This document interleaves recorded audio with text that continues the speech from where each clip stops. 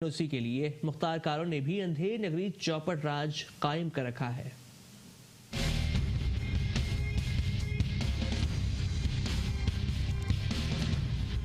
وفاقی اور صوبائی حکومت بدعنوانی کے خاتمے کے لیے بڑے بڑے دعوے کرتی ہیں۔ بین الاقوامی اداروں کے ذریعے خبر بھی مشتہر کی جاتی ہے کہ ملک میں بدعنوانی کی شرح کم ہو گئی ہے، جبکہ ملک بھر میں انسداد بدعنوانی کے لیے نیب اور اینٹی کرپشن کے ادارے موجود ہیں، لیکن شاید وہ بھی مصلحت کا شکار ہے۔ کچھ ایسی ہی صورتحال رجسٹرار آفس اور ڈپٹی کمشنر آفس میں تعینات مختار کاروں کی کرپشن کی ہے۔ حکومت نے ایک شاہی فرمان جاری کیا ہے کہ شہری اپنی جائیداد کی خرید و فروخت کرنے سے قبل مختار کاروں سے NOC یعنی اجازت لیں گے۔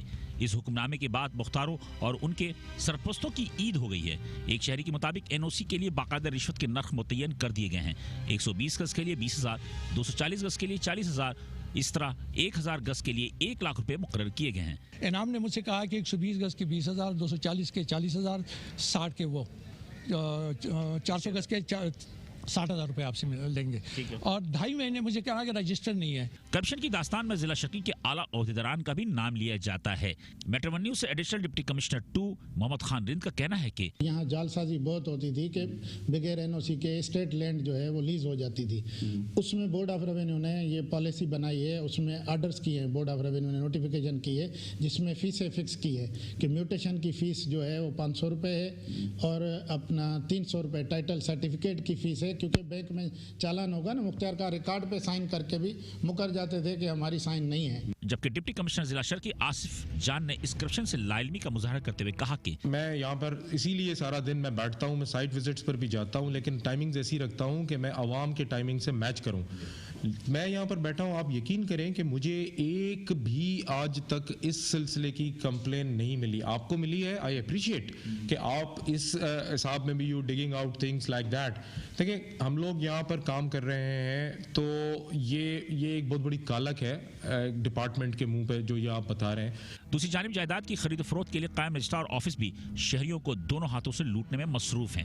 کوئی نہ کوئی عذر بنا کر آنے والے سائل کو تنگ کیا جاتا ہے اور برملا کہا جاتا ہے کہ ہمارا تعلق حکومت کے اعلیٰ شخصیات سے ہے، کوئی کچھ نہیں بگاڑ سکتا، جس کی بنا پر اس سے منہ مانگی رشوت حاصل کی جاتی ہے۔ یہاں پر مثال کے طور پر کوئی لوگ کام کرانے آتے ہیں تو ان سے پھر زیادہ سے زیادہ رشوت طلب کی جاتی ہے۔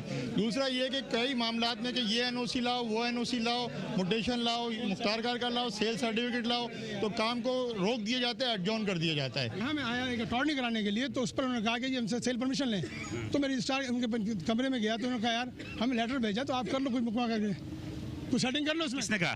یہ اندر کے سٹاف کہہ رہے ہیں۔ بغیر رشوت کا کام نہیں ہوتا ہے۔ ایکسٹرا کی کاپی لینے جاتے ہیں تب بھی سب اخباروں میں آتا ہے کہ پیپلز پارٹی کو بدنام کیا ان لوگوں نے، پیپلز پارٹی کو بدنام کیا ان لوگوں نے، اوپر جو بیٹھے ہوئے ہیں سارے لوگوں نے۔